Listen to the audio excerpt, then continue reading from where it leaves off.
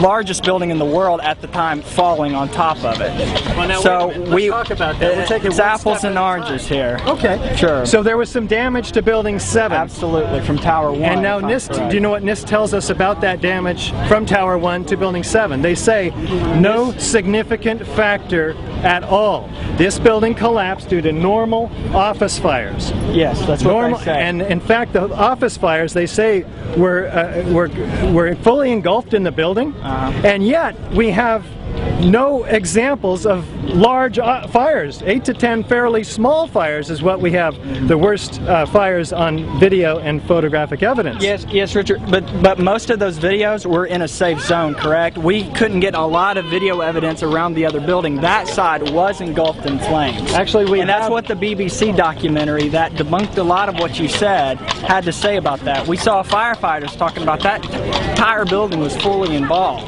I mean, that's a firefighter. We do have videos from all around the building. Yeah, yes, we do. We north have a side, few on. There's a few small fires. The south side had a lot of smoke, but no visible flames. So we do, in fact, when there's smoke, Richard, there's what? When there's smoke, you would expect there to be fire. Yes. But the fire's not hot enough to have its flames coming out through the windows or visible behind the windows. Then it's a little bit suspicious.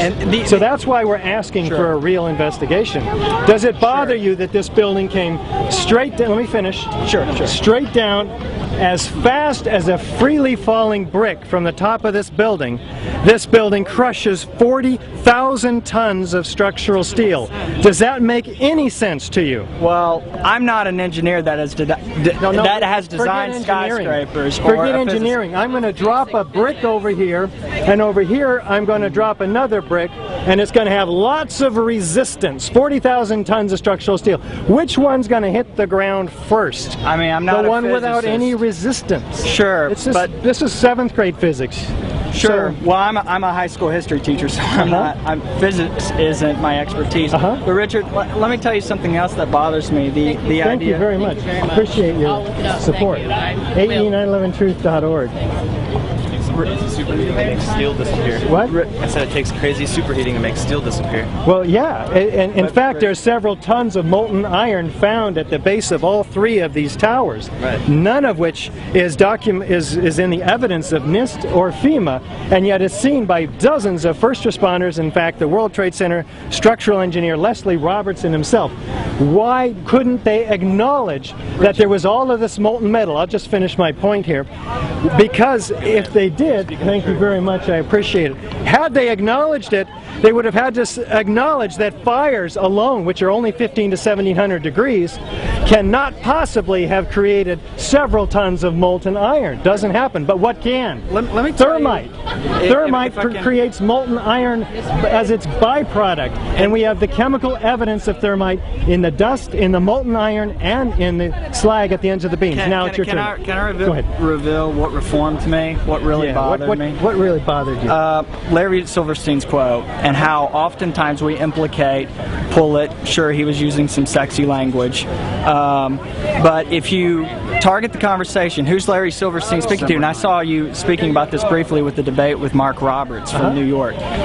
Who's he addressing then? And he makes it clear in that PBS documentary, he's talking to the firefighters. And if he says, and if you say that the firefighters are any way involved with the collapse of Building 7, you're in a dangerous position, my friend. Larry Silverstein who said that. I don't implicate them whatsoever. But he was having a conversation. He was having a conveation with the firefighters. Well, let's tell the viewers what we're talking about. Larry Silverstein is having a conversation with the commander, and he says, "There's been such." Nigro, was it? I think so. Daniel Nigro? I think so.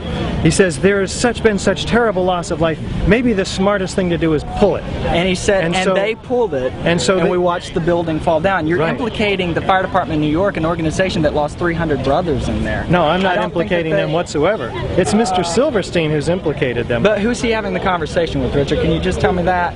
Chief Daniel Nigro, the best assistant decision is for us. Yeah, but the firefighters don't pull buildings. They pull operations out. They weren't even in the building to fight the fire, though. That's the whole point. Exactly, and that's another thing, Richard. They weren't fighting the fire. They had given up. That's another thing there. So how can you pull them out if they weren't in the first place? It would be unfair to have the conversation because 9/11 was a day of firsts. I think no matter what side of the coin you come on, we can admit that. 9/11 was a day of firsts. That's one of the first buildings in history that hadn't been fought by fires because when Tower 1 came down, severed the lines that brought the sprinklers down. Yeah, no indeed. Sprinklers were cut, That's true. except in the bottom floors. I think there were some sprinklers going on I think there. it was the bottom floors that didn't have sprinklers and the top But floors. that building wasn't being fought. I mean, all the other buildings have sprinklers going on everywhere. No, I agree. They're waterfalls. I agree. But fire would have brought the building down, if it brought it down at all, because it never has a high-rise steel frame building. But we can't use that as a But control. it would have brought the building down asymmetrically, not straight down through the path of greatest resistance. Let me make one more point. Sure. In order to bring a building straight down, you have to cut all 24 core columns, in this case, within a fraction of a second of each other. Otherwise, the building tips, and it didn't do that. It's great to meet you. I really appreciate talking to you. You mind if I get a picture of you, sir? No, because I mean, I've you got a camera? Right. All right, let's do it. Okay. Can I get you to hold And Here we I'm are, by just gonna- coincidence, in Washington, D.C. I Fellow mean, JREF-er. it's a. I did JREF a little bit. Mind if I bet you do. shake? And unfortunately, we're going to catch an airplane. Okay. So, what's your name? My name's Kevin. Kevin, On the good to meet you. on the JREF Forum, I was the debunking director. The debunking director. Awesome. So unfortunately, we've got to catch an airplane. We're going back to Berkeley today. We've been speaking with the debunking director at the JREF Forum in front of the White House.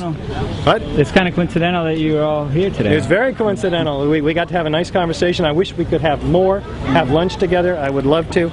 But we're going to have to catch this plane, and thank you. It's great to meet you too. Likewise. Okay. Careful there, Richard.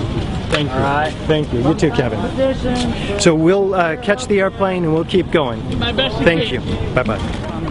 I'm from Sydney, Australia, and I think it's all a cover-up, and I think it was all planned, and I think we should find the truth eventually, hopefully.